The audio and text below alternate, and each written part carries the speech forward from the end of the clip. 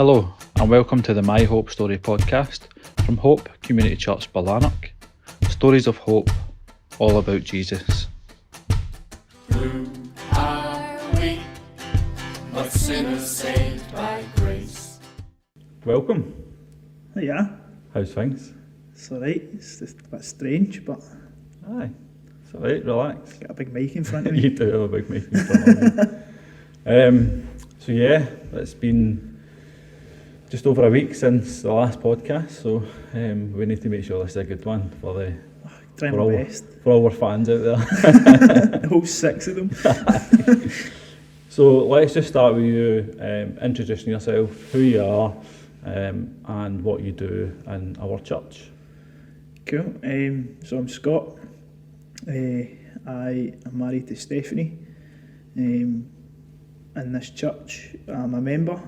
Also, take things to do with the kind of older boys in the church, and girls when they come. So that's just Bible studies with them, make sure they're alright. Yep. Help them through church, things like that. So Amazing. Two things I want to point out in your introduction there. First thing is you're the first person to actually introduce our spouse as well. Ah yes, brownie points. Here we Well go. done. And secondly, you're my cousin. Yay! Which is the most important part. That's good as well. Absolutely. We actually probably were more like brothers growing Aye. up, but we'll dive into that later on. So I'm assuming you've watched or listened to the podcast, so you know the structure, you know what we're going to cover off. Hopefully you're not going to bring us to tears. Faith was close to, so hopefully you don't. So yeah, we'll just go back to you growing up. Obviously I know a lot of this, so it's going to be helpful for me to lead you, but for a lot of people this is hopefully new stuff. So yeah, just take us back to where you grew up, your kind of household and so on and so forth. Aye. So grew up in Barlanark, been there since I've been small, very, very small. Were you ever small? Well, that's quite surprising. I used to be that size at one point, but you know, I got bigger. Anyway, so grew up, mum and dad. Mum and dad not being Christians or anything. Generally quite a strange childhood, but Quite a strange childhood. I just think I knew what to do. You know, it was just quite. Do you know what to do now? Mostly, Okay. getting there, That's slowly but surely. So it's been alright childhood. I can't say there's been anything that's been Okay, so awfully difficult. you grew up in Barlanark.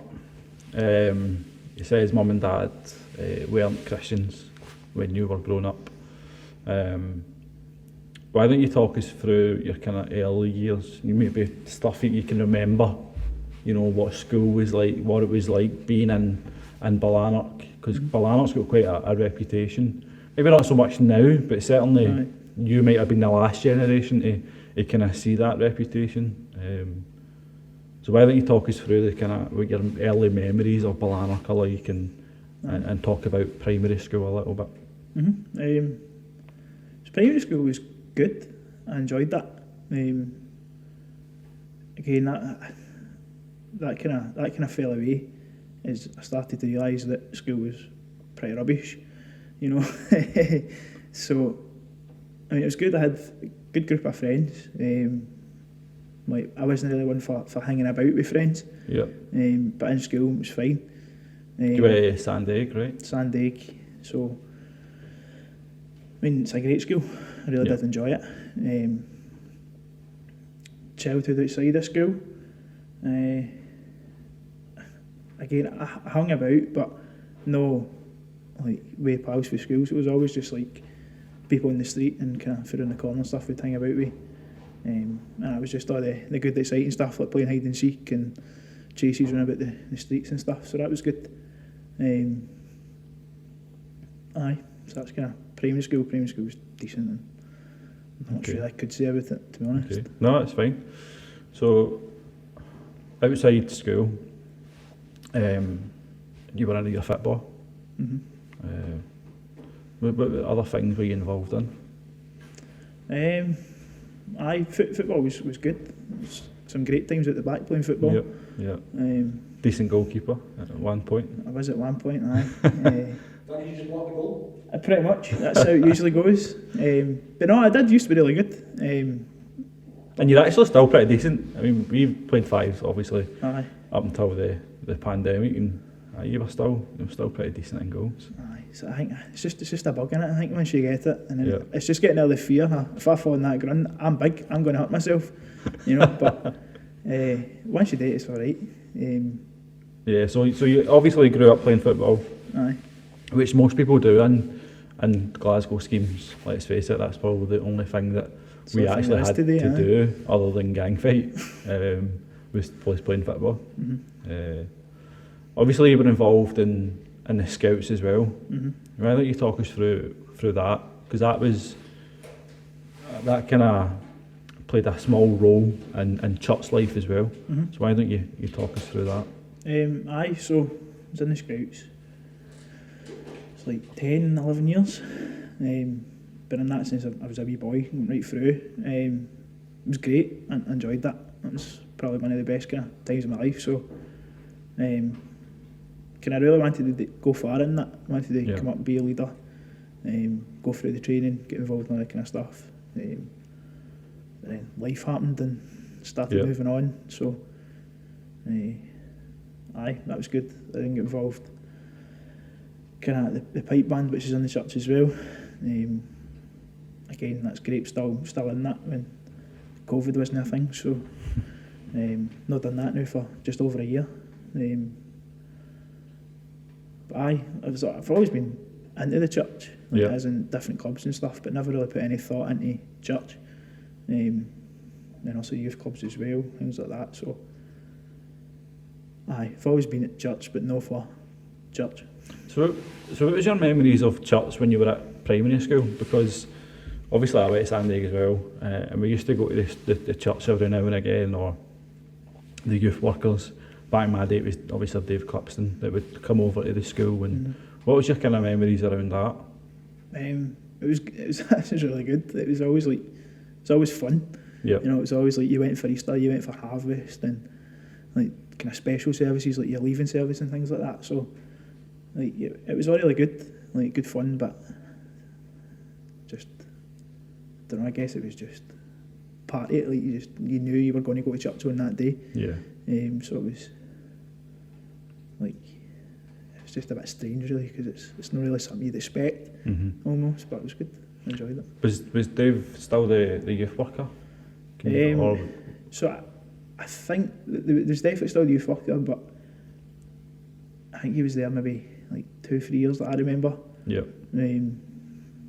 Alongside David Locke. David Locke, yeah, he was a minister. So sometimes it was David Locke that would come into the school, other times it would be Dave. So it just depends really. But I don't have much memories with you guys. Okay. So I'm assuming your memories of having visitors from the church is maybe Pete? I don't necessarily think Pete would have been in the school when I was there. I don't think. Last couple of years. Aye. Alright, well, there you go. I don't remember that. Apparently there was, and that. That's the influence that Pete has on your life. Just don't remember him, but that's fine. Aye, so I'll say Pete's been there, which I don't remember, so he's not made that much of an influence in my life. So. maybe later on in life. Aye, we'll see. Okay, so you're at primary school. You're involved in things that are associated with church, but not quite church. As in, you're probably not going to church on a Sunday morning. You're more going to activities that are run within the church building, if you like. And obviously, through going there with the school, you're kind of forced into it.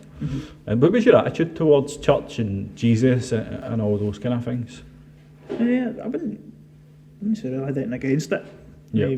I wasn't necessarily for it either, but like just under the mind frame of people do what they want to do, and that's it. They want to do these things and go and do it. But just myself, I never really seen myself as part of the kind of people.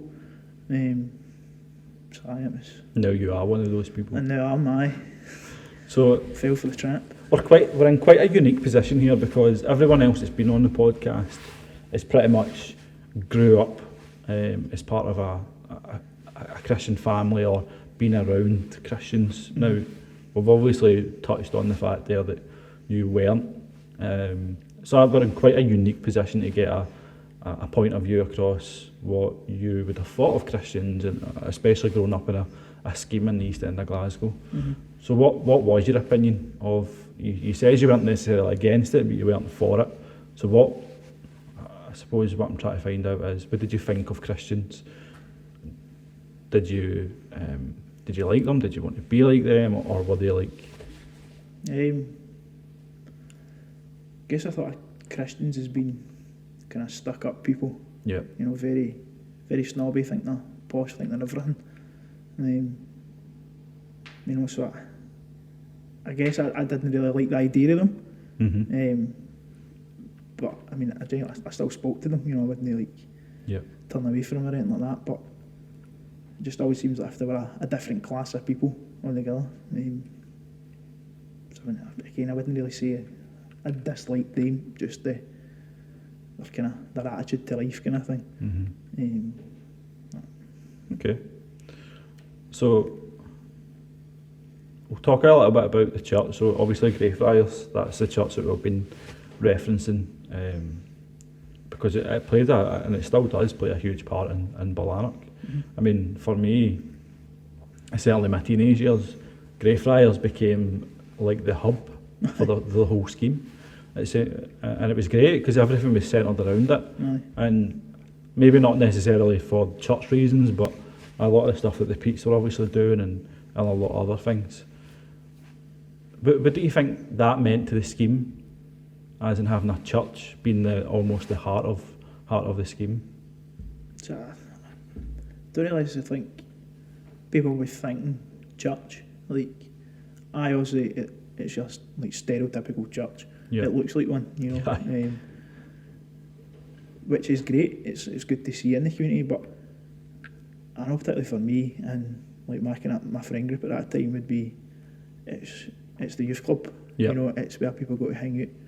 It's almost like a community centre. You know, knowing that there's still a church in that. You know, so. And that's probably what it felt like a lot, because there was clubs on every single night, and pre-COVID I think there still was. So it's probably plays more of a community centre role rather than a church role, which is a shame. But we can talk a little bit about that later on. So Barlanark, we touched on, had quite a reputation. What was it like for you growing up in Barlanark? Did you come across that reputation? Did you see much of that? Aye. It wasn't part of the kind of like the core team, if you like, but it was definitely always stuff happening, and you just always seemed to be in the middle of it. We weren't usually the ones that would go and find it as such, but if it happened, then we'd be there and we'd do it. You know, so like it just used to be mad. It just used to be anybody. You know, it wasn't necessarily the rivals as such. There's been many nights that we've been chased about and done the chasing, but that's probably the last time you were at, eh? Absolutely. And in fact, that's probably the last time that you came and helped as well. I remember that. I had to phone you because I was fearing lying under a motor. Aye, getting chased about with swords and all that, and we lay on the motor. Do you remember that? I do. You and my dad came running down. Anyway, aye, so that was probably like the last time I was involved in a kind of gang fight as such. But I mean, it's still there, it's still a bit rough at the point, but wasn't really committed to it, if you can see that. Okay, so obviously primary, you had good memories from being at primary school, Sandegg. What about high school? Because I know that was totally different for you. You went to, let's say you went to Barlanark, because officially you did at the beginning. Did I? Maybe for a day or two. But talk us through that period, because that I remember, because I lived with you at that time. That was a tough time, man. Aye. Talk us through those kind of years. Didn't like it. Yep. Like absolutely 100% didn't like it. Started obviously first year, and that was alright, you know.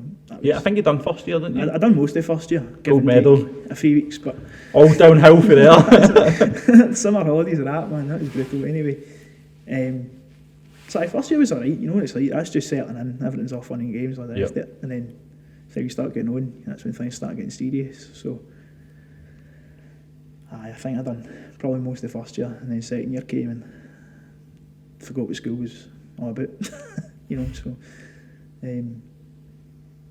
just saying it's a spiral for there.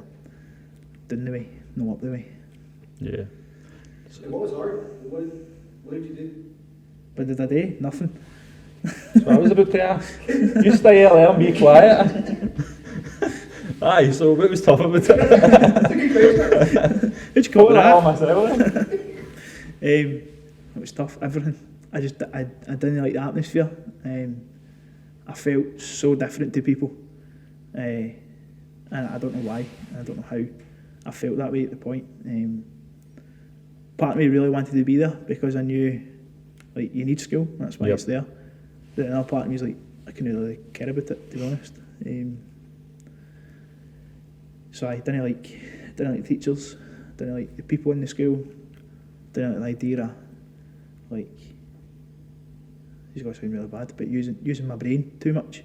Does that make sense? Yeah. So, like, I just didn't understand what I had to do, so it was just hard. And do you think that was Bannerman, or was it just school in general, do you think? I personally think it's a bit of both. I think, like, there's always, like, the support stuff in Bannerman, as you know, Yep. but you had to match a certain criteria to be there, and I just wasn't one of them at that point. They just put me down to being just not wanting to be there, which is true, but there's reasons behind that, and they seem to care about the reasons. So, I'd say it's definitely about both. I can't just put the blame on them because I'm definitely at fault, but Yeah. Now you obviously, and I witnessed it, you obviously put your mum and dad through quite a tough time in those years. Man, it was it was brutal sometimes. Like, how did you feel about the disruption that you were causing in your mum and dad's life? Now, obviously, you've given us the reasons and you've come out the other end of that, but how did you feel at the time? Can you remember? I was ashamed, but I knew I had to do something, and I just didn't know what I had to do. Yeah. You know, I didn't know how to act in that situation, or like even know how, like, even start talking about it, because I genuinely didn't know. So the only way I knew was to act out in anger and frustration and all these things, and just hope that somebody would be able to work it out for me. Yeah. Well, that being mum and dad or professional people, whatever it takes. I just didn't know at the point, so man, I feel guilty about it. But in many ways, it's bad again. But I feel glad that I've done that. Yeah. Because it's made people realise there was something different. And there wasn't, like, just me being a genuinely bad person. You know, which, I mean, I was, but there was issues there. Yeah. Which had to be dealt with. So I still feel guilty about it, to be fair, because it obviously still affects them, Yeah. knowing that that's who I was, but so now it's different. Okay. Now, did you ever suffer any bullying or anything at school? And the reason I say that is because you were still outside school. You were quite outgoing in terms of going to clubs. When you went to Scouts, you went to youth club, played football. You know, you were involved in things out with school, but you just weren't in school. Aye. So was there any sort of other elements going on, such as bullying or anything like that? No, I wouldn't say I've really been bullied as such. Like, if anything, I've probably done it. Do you know what I mean? I probably was a bully, but I mean, nothing worth greeting about. You know, it was just on the standard stuff. I mean, also I'm like dead skinny, you know, so people always called me fat and all the rest of it, but I didn't really care about that.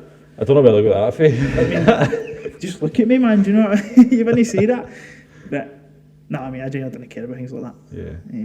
So when I say I'd been bullied, but I'd probably not done the bullying than anything else. Okay. Until your employer bullied you later on in life, that's Aye. sitting there. Aye. We'll talk about that later. So you obviously a tough time with Bannerman.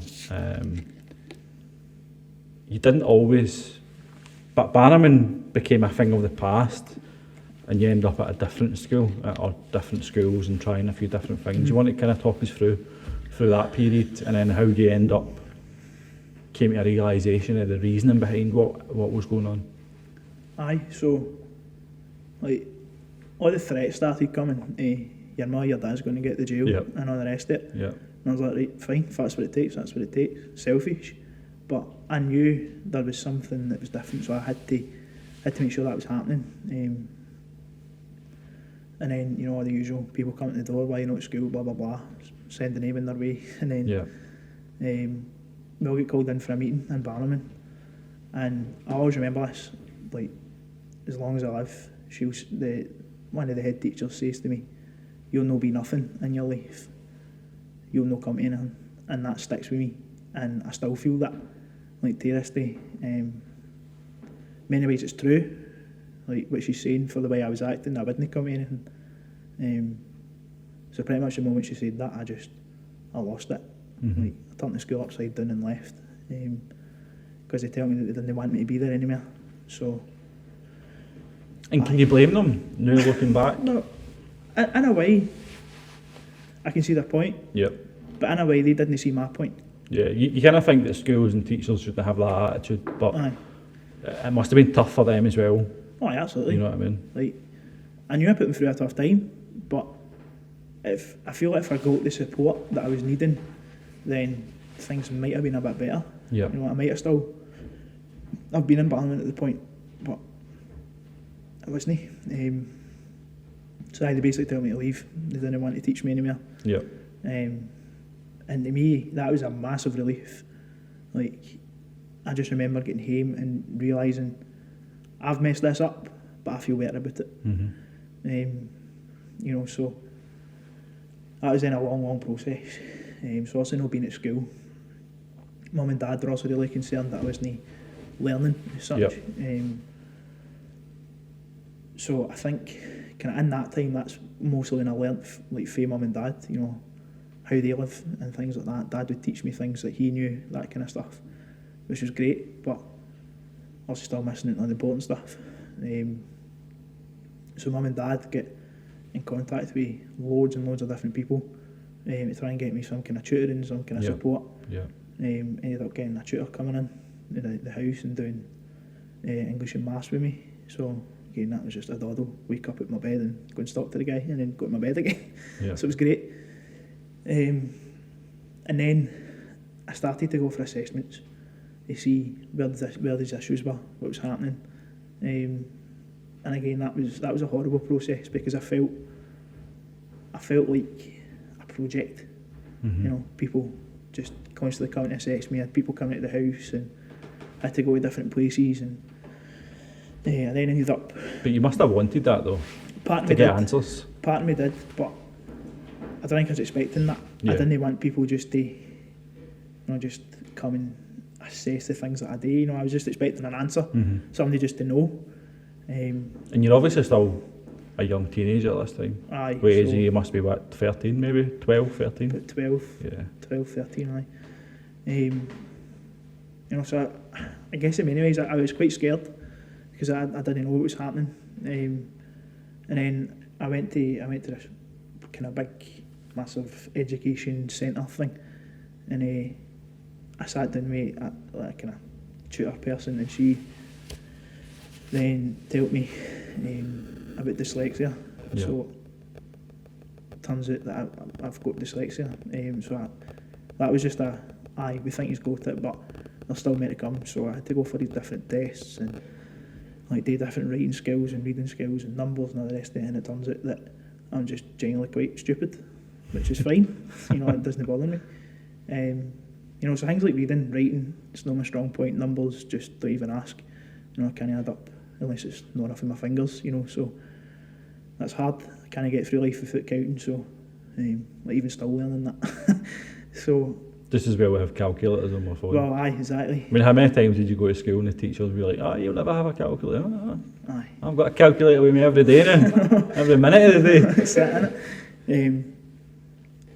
So, I mean, that in many ways is quite embarrassing, like people Yeah. say to me, like, I was doing deliveries here and I had to use my calculator to give them their change. Mm-hmm. Do you know what I mean? So things like that is just horrendous, but where you'll be raging when I pull out a test that we're going to do on the podcast today. Sweating, man. Aye, so that was good. That was a relief. Yeah. Knowing that it wasn't just stupid, like there was an issue there. So then we thought that was it. We thought that, like, he's just dyslexic, he's no understanding, Yeah. blah blah blah. But then I just started getting really, really angry about things. Like, used to just wreck my mum and dad's house. Squared up to my dad a couple of times, which was pretty terrifying. But it just happened. Again, just lashing out at things, people, and the rest of it. So they weren't happy with that. Like, all these people that were assessing me. So they went for further tests. Ended up meeting up with like MPs and things like that as well. Yeah. Mad. And then they decided to put me through like anger management. But again, I felt stupid in there. You know, I remember doing a test and they literally got me to play with 2 dollies while they watched and build Lego. And I'm like, what are you doing? You know, so I lost it in there, threw the dollies at them That and probably left. proved their point. You know, I was like, what are you playing at, man? You know, so literally lashed out in there, threw their dollies at them and left. And then Yeah. they found out that I needed anger management, but there was issues under that. Like, Yeah. So again, more tests.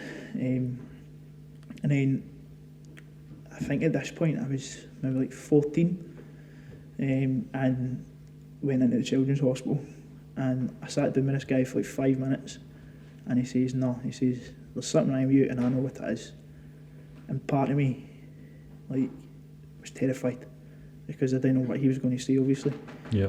And it turns out that he told me that I had autism, but specifically Asperger's, which is basically just autism, but like more kind of sensory stuff, more don't like situations, things like that. It's not like visible, you know. It's more in the head. It's more how you feel. And I remember like mum and dad thinking, like, that's the answer we're looking for, but how's that going to affect him? And to be honest, that's the best news I've heard in all my life. Yeah. Like, because that made me realise, do you know what, I'm no like this bad person. You know, I'm no stupid. I am different, but no in any bad way. So that was a massive relief. Like, such a weight took off my shoulders knowing that there was something wrong. Okay. So once you got that, you were kind of back to school for a wee bit, weren't you? Aye. Was it White Hill you went to? Aye. As a specialist unit in there, wasn't it? Aye. So again, like, this was all the process of a year, just over a year. But in that time, I was still going out with friends and that, Yeah. like Faye Bannerman and stuff. Like, I think it was January at some point, and Dad got like news that there was this kind of school that will support people like me. Yeah. But then automatically I just thought, this is going to sound really bad, but a special school, Yeah. you know. And I was like, no, I'm not doing that. I'm not going to a special school. But this place turns out that it's just a wee kind of unit inside, not just a normal secondary. Yeah. And that was great. Like, again, didn't like the idea of it, but I went.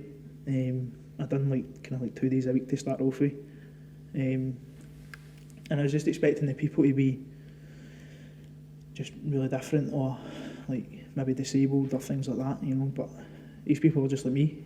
Like, Yeah. we were all the same, and like, don't get me wrong, that was carnage at times, but you know, one person triggers off and everybody's triggered off, you know. So aye, it was great, but it was mental sometimes. Good. Now, obviously, you still don't know Jesus at this point. You don't know really the church. You're still going to the clubs, so you're still around the community centre / church, but kind of not quite there yet. Can you remember the turning point in that? So I think think it probably started just before hitting that school, where we were out streets hanging about, doing stuff we probably shouldn't have been doing. Yeah. But remember, I said one night we went to the youth club, and I think that was the point Pete was just kind of starting off, and then I just remember he spoke to me, and wasn't really thinking about it. But then Can you remember what he said to you? I actually think we were playing the Wii. We were no, I think we were playing like bowling on the Wii or something like that. Right. But it was more after that, and he started kind of sharing the Bible at the start of the club. Yep, I And remember that. I was That's like, right. I think that's a turning point. Like, I'm not coming back here. No chance of my coming into this.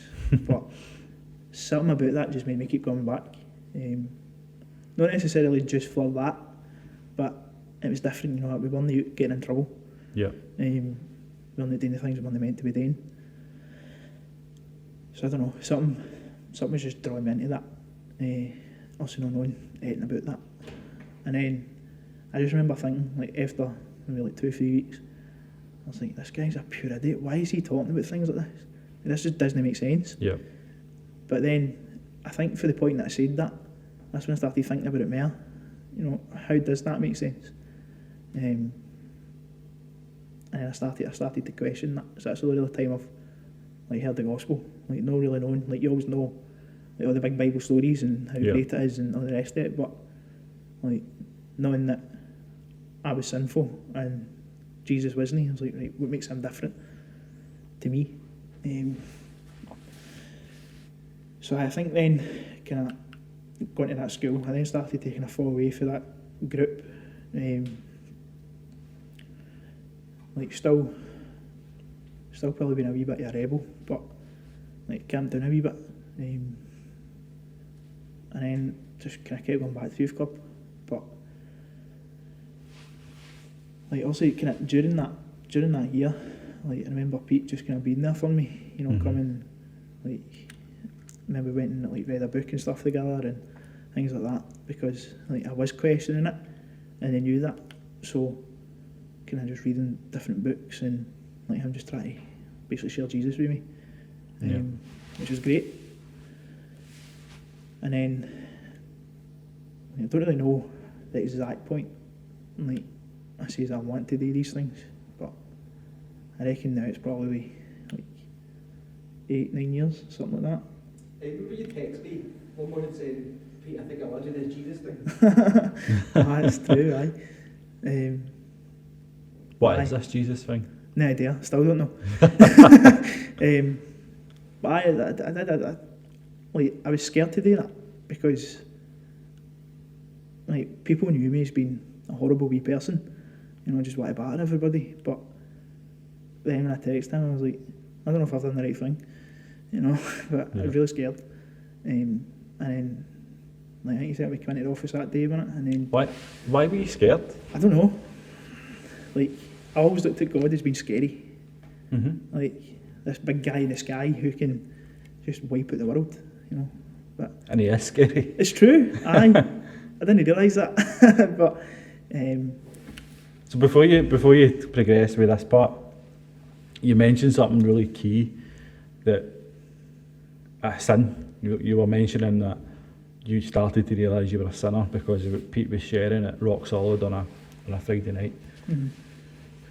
Are you thinking about that at this point, no, at this point? I don't think too much, because I always looked at Christians as being happy people. Like always had a smile on their face and their lives just seemed to be brilliant. So what did you think about sin then? What did sin mean to you at that point? Did you know what it was? Or? I think I may looked at it as just being bad stuff, you know, not necessarily every single day things. Being the obvious bad person, Aye. if you were bullying someone, if you hit someone, Aye. or so that's the kind of, all sin is sin, but you've got your obvious sins, Aye, which are those kind of things. So that's kind of what you were thinking about then. I think so. Okay. Like it wasn't really all the wee nitty gritty things. Yeah. Okay, So you've texted Pete, you've told him you want to do this Jesus thing, however you're scared of it.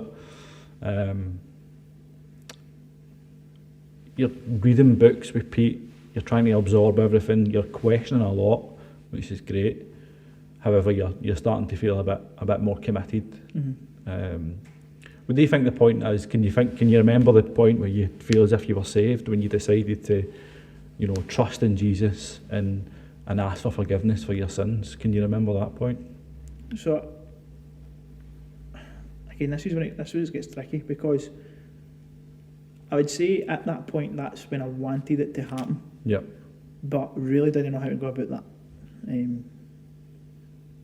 So like, I genuinely just thought I just need to say the words, and that's it done. Yeah. You know, I feel only it was as easy as that. Exactly. I didn't realise it took all this effort. Yeah. But man, will it be worth it? Well, aye, that's that, innit? So part of me was saying, Scott, just do this and your life would be brilliant. The other part of me was saying, I don't know how to do that. Yep. So again, that's where Pete came in, and then like almost kind of discipled me through that. Showing me, right, this is wrong, but here's Jesus. Yep.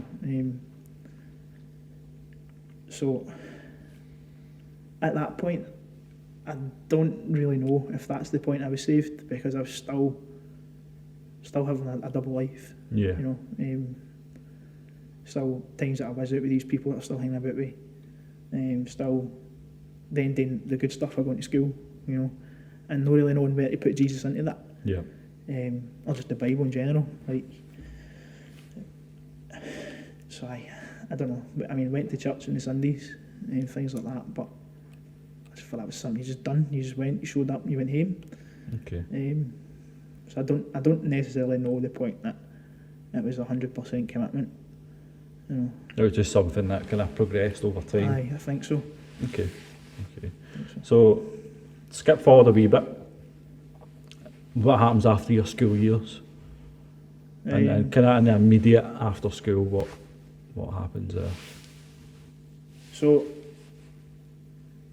obviously I get kept back a year, just to catch up on everything that I'd missed out on. But basically that then didn't happen because everybody else was leaving. Yeah. Which they just left me in the unit, and I wasn't up for that. So the school then tell me if I go to college, I can do that. So I pretty much left that school with like just the bog standard turning up marks. I wrote my name on my exam, and that was it. I always remember in a maths exam, we were doing pie charts and all that, and I just remember my teacher says to me, if you don't know the answer, just put something down, you might get something right. So literally I drew a steak pie on my maths exam. That's a pie chart. I drew a pie.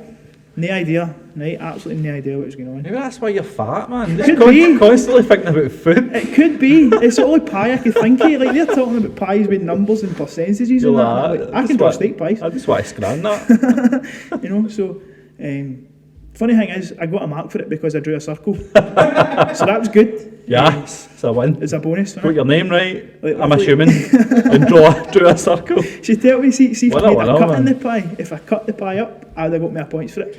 But I didn't, unfortunately. So anyway, I got turning up marks. So leaving school with nothing. Yep. But went to college, and basically the rule was I had to go to college and be there for like a kind of short period of time before the school would allow me to leave. Yeah. So I literally done that. I went for like 3 months and then left. Okay. Just didn't like education. That was enough. It was enough to get you out of school. Basically, is what you were doing. Aye. But as soon as I left college, I went pretty much straight into work. Started doing kind of youth work stuff. A company called Peak. That's right. I forgot you done that. In Brighton. So that was great. I really enjoyed that. Massively enjoyed that. That was street work, wasn't it? It was kind of a bit everything really, but that was the main focus. So I think then I just kind of caught that bug of doing youth work, which was good. So where are you at with Jesus during this time? Because Peak isn't a Christian youth organisation, isn't it? So I believe it started off kind of like that, didn't it? It started off in a church, and then just through time, I think it just more people came in, and I just all fell away from that. But I always kind of through that, I always remember wanting to do youth work, but Christian youth work. Within ministry, yeah. I didn't know what that looked like, you know, is it like just volunteering at youth clubs or whatever, you know, I don't know, like church youth clubs.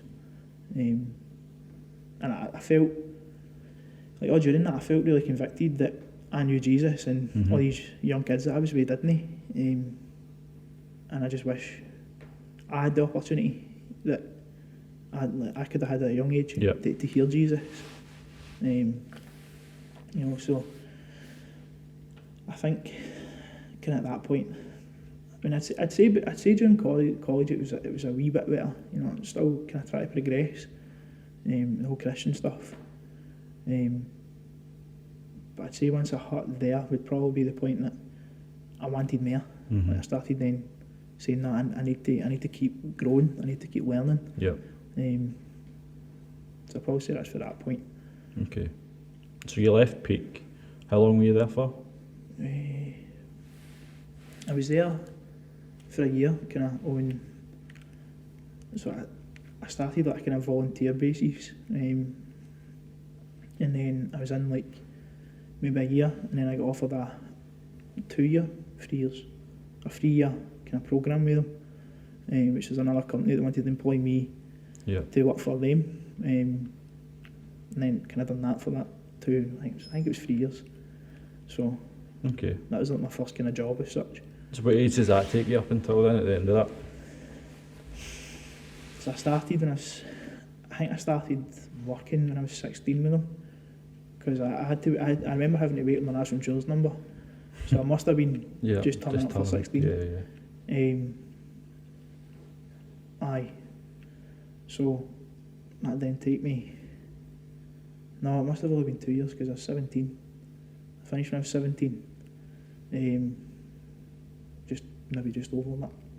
Okay. So you're seeing a need for a Christian youth worker because you're around these young people that don't know Jesus, and of course you, for the past maybe 3 or 4 years, have been trying to soak up as much Jesus as you can get. So what happens next after Peak then? I don't think I've had then really much jobs after that. Like just like odd work, because then was it? No, I don't think I had any kind of proper jobs after that. Okay, so how did you get involved in Hope and Barlanark then? So I remember Pete and Pete took us up to Costa, and like I felt there was something wrong. You know, I thought I was in trouble, right? Yep. And they then says that they were going to be leaving, going to be leaving kind of doing the youth work stuff, but I had to keep that a secret. I wasn't allowed to tell anybody until like that weekend away that they told everybody that they'd be leaving. I was confused. I didn't know why. I was like, "These are meant to be youth workers, like what he's doing," kind of thing. But I was on board with them like straight away. They pretty much said, like, "Do you want to? Like, you've basically got the choice. You can stay here, or you can come along with us and do this kind of stuff." So was there a job opportunity for you at those early stages? I don't think at that stage. Like, but part of me was thinking there probably will be at some point. Yeah. You know, so obviously doing kind of youth work and stuff, like doing stuff with Peak and doing the scouts, things like that. Like I knew how to do that.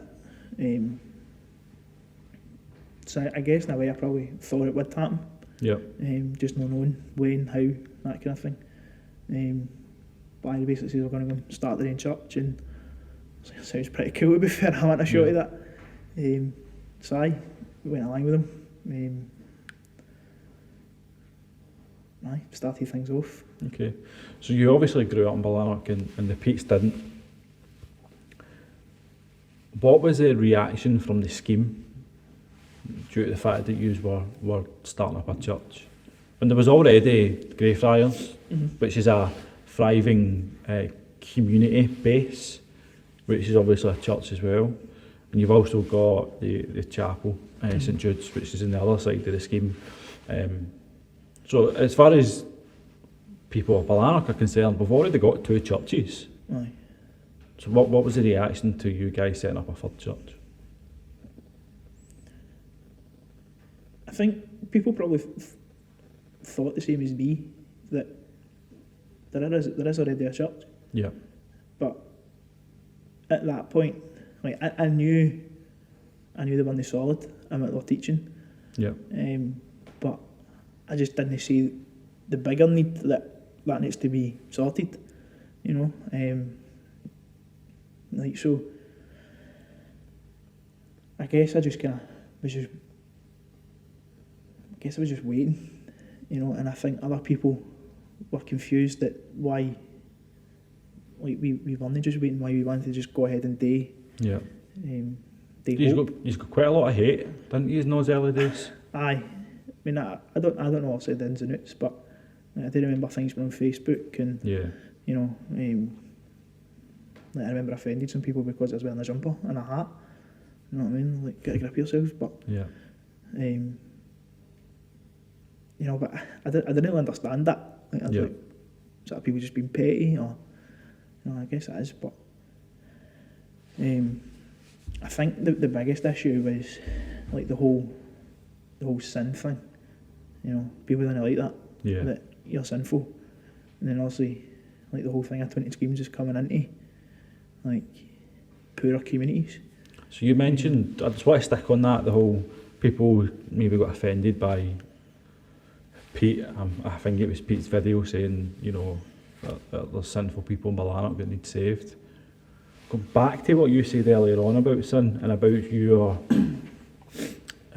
opinion or perception of Christian people, you thought they had it sorted, you thought that they maybe thought they were better than people. Do you think that actually was now the perception of Hope Barlanark, because who you calling a sinner? Are you think you got your life together?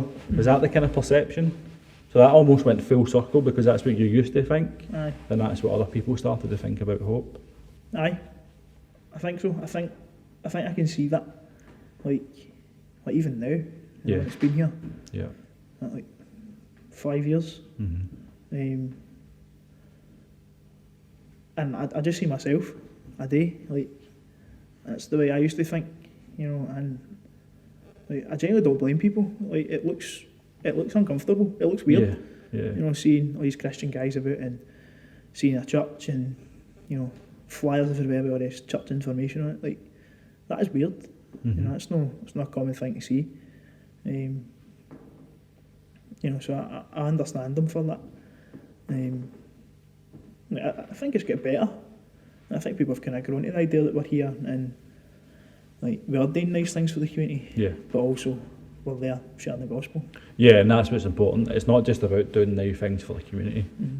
You know, the people of Barlanark and Baillieston and everywhere, there's souls there that need saved. Mm-hmm. And the only way for that to happen is if we are spreading the gospel and Jesus does work in their lives, and they ultimately succumb to that and give their life to Jesus and so on and so forth. So yeah, it's important that we're doing nice things, but it's also that's not the message, that's not the story. Mm-hmm. Okay, so the two Petes have had a chat with you, they're leaving, going to set up a church. You decide that you're going to go with them because you see that there's potential opportunities further down the line. We spoke a little bit about how the scheme reacted to that. Now, you obviously end up becoming an employee of 20 Schemes, which was obviously overseeing Hope or setting up Hope. Mm-hmm. So how did that come about? How did you end up with a job out of it? Like just before that, like I ended up kind of in the process of getting married, and I remember just absolutely bricking it, thinking like it's in my head even to this day, like how am I meant to support somebody when I've not got any work. So like again I had had a job to pay off the wedding, try and get some Yeah. money for that. And then I was married, not even that long, I didn't know. And then like that kind of position came available. So like, I remember thinking like I don't know, I don't even know if they want to have me. Do you know what I mean? Like knowing who I was and like me knowing who I am, you know, how would I be able to deal with that? How would I be able to deal with working in a church? And then I remember just being like mega nervous about things, but I had an interview with Shabba, and then within a few weeks I had the job. I just went a bit fast, but that happened, and that's kind of it. Praise the Lord. Exactly. So, aye, that was great. Enjoyed that. So, bit conscious of time, so let's do a quick overview of what your time being employed by the church was like. It was really good. Learnt a lot. Like ended up doing all this different training stuff, and then get involved in the whole kind of ragged school thing. And that was almost like a theology course, Aye. I feel like. So literally, that's like the only qualification that I have in life is theology, which is great, but you know, employers don't want that. You know, so I mean, it was good. I'd done a fairly decent job. Yeah. Still obviously improvement there, but What were you, kid stuff you were focusing on? aye. So I mean, again, kid stuff just always seems to be the same stuff. You know, it's always like just getting me after school clubs going and Yeah. all these kind of things, which is what it was. But like the difference is I wanted to share Jesus with them. Yeah. You know, and give these kids that opportunity that I wish I had. So aye, that was good. Ran that 3 years I was there, doing different holiday clubs and like, kind of big days out and things like that. And again, main focus being we're here for Jesus, not here for like these kids. Aye, we're there for the kids, but that's not our main purpose. So, we've obviously mentioned sin a few times. Obviously you were employed to be in ministry. Did you struggle during that time? Was there any struggle with sin Massively. during that time? Aye. Newly married, and that was just a total riot. Still is a riot, but aye, like it was just like again, Christian marriage I thought was just perfect, and Yeah. nothing was wrong with that. But again, I think it's harder, Yeah. you know, because we're all trying to do the same stuff, and it's just end up clashing. Yeah.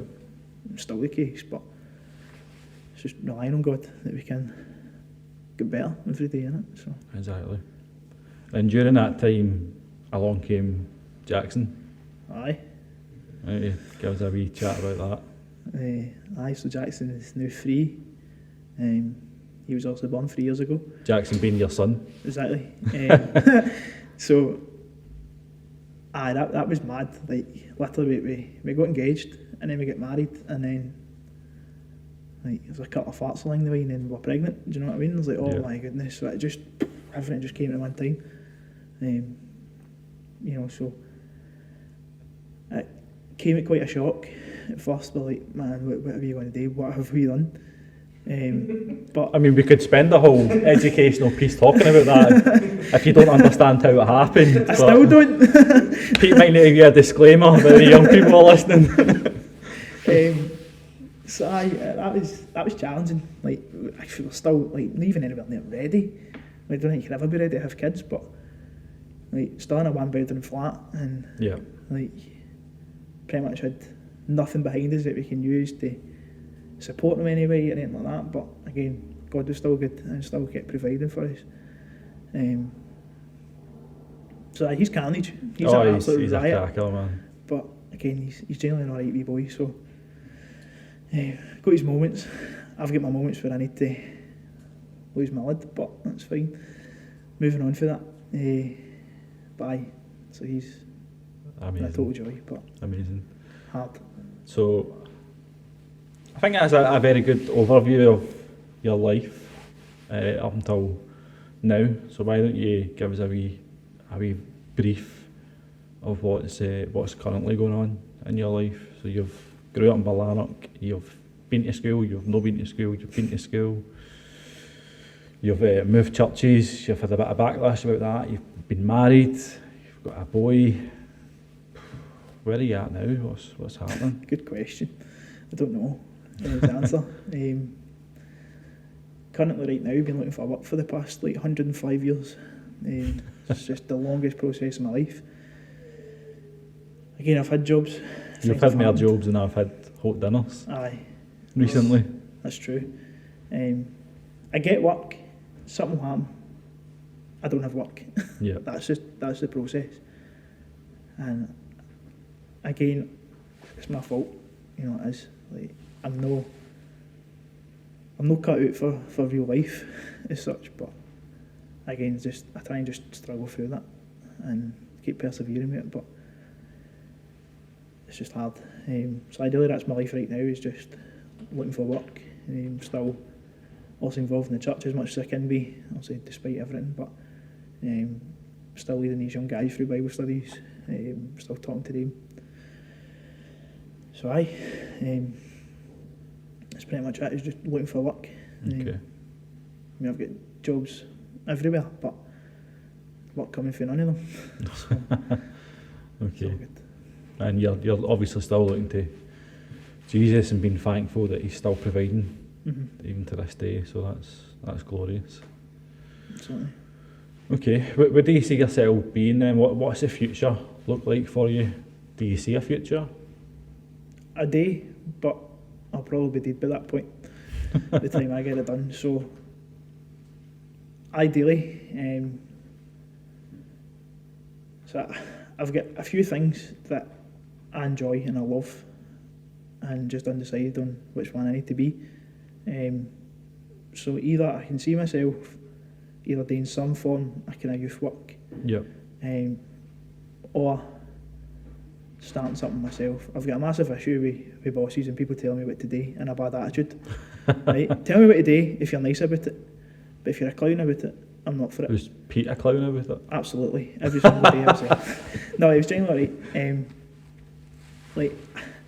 I don't know, I struggle with authority, I always have. Yeah.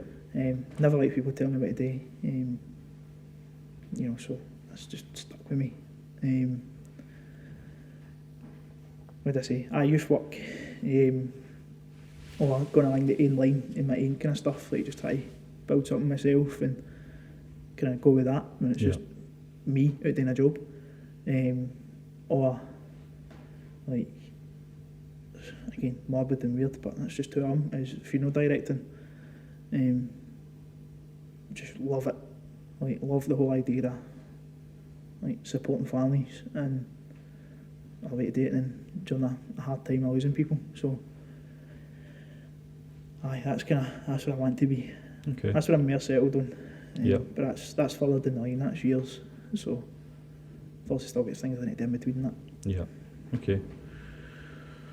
So before we move on to the Bible verse that you've picked, how can the listeners or the viewers be praying for you? Because obviously times are pretty tough at the moment with work-wise, and even harder during this pandemic. But so how can we all be praying for you at the moment, for you and obviously your family? I guess just perseverance. Like, I'm really good at getting up, very, very good at that, and I want to, but I don't want to. Struggle still with I'm still learning every day about myself and whole kind of like Asperger's stuff and anxiety, all these things, but it's 100 times harder during all this, where I can't go and escape for 10 minutes and all the rest of it, so I just perseverance through that. Work, like on my bare bones now, try to get stuff, so it's pure outcome. And I guess just more opportunities that I can still be involved with the church and still sharing Jesus with people, even though I'm still a mess, but still what I've got to do. Yeah. Okay, definitely be praying for that. absolutely. So why don't you share your Bible verse that you've chosen and why you've chosen it, and you could read it out to us Okay. as well. So as I said, like, I go through life just, I worry about things, but no in a term that I get myself all worked up and upset about it. Like, very, very, very anxious person. Like, I don't like things, and I'll make that very clear. But I try and read this to myself, which is Matthew 6, 25 to whatever verse I stopped at. I'll tell you that when I get there. Therefore I tell you, don't worry about your life, what you eat, what you will drink, or about your body, what you will wear. Isn't life more than food, and the body more than clothing? Consider the birds of the sky, they don't sow or reap or gather into barns, yet your heavenly Father feeds them. Are you worth more than they? Aren't you worth more than they? Can any of you add one moment to the lifespan by worrying?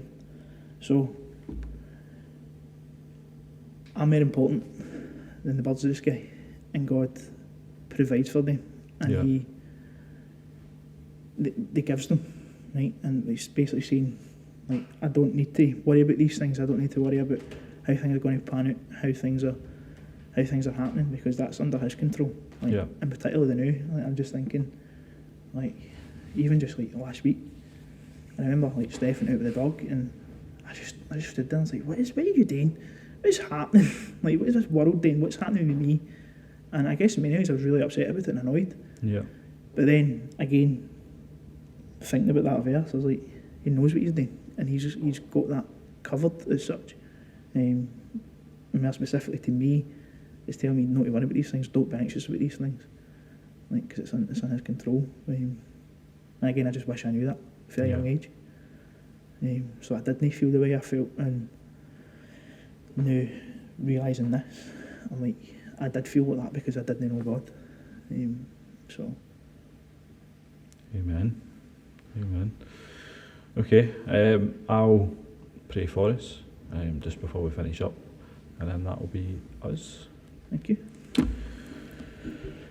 Father, I thank you again for this opportunity. I thank you for Scott's courage to share his story, share what he's went through. And Lord, I just praise you that you've brought him to where he is today, and that you continue to provide for him. Lord, I'm thankful that he does rely on you and that he trusts in you. So Lord, I just ask that you continue to do that and provide. And Lord, I ask you to speak to anyone that is a non-Christian or even is a Christian but is struggling. Lord, I just ask that you take them and you look after them and you guard their hearts. And Lord, I pray for this every time, but this podcast is set up to help save souls.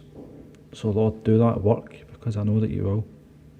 And Lord, I just ask that you bless each and every one of us for the remainder of the week and how we progress each day, struggling with sin.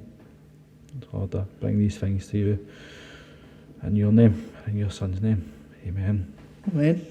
Thanks for coming on, Scott. That's good, enjoyed it. It's amazing to see that Christians don't have a life together, because you've shown us that you don't, but you trust in Jesus every day for that. So, true testament to you, man.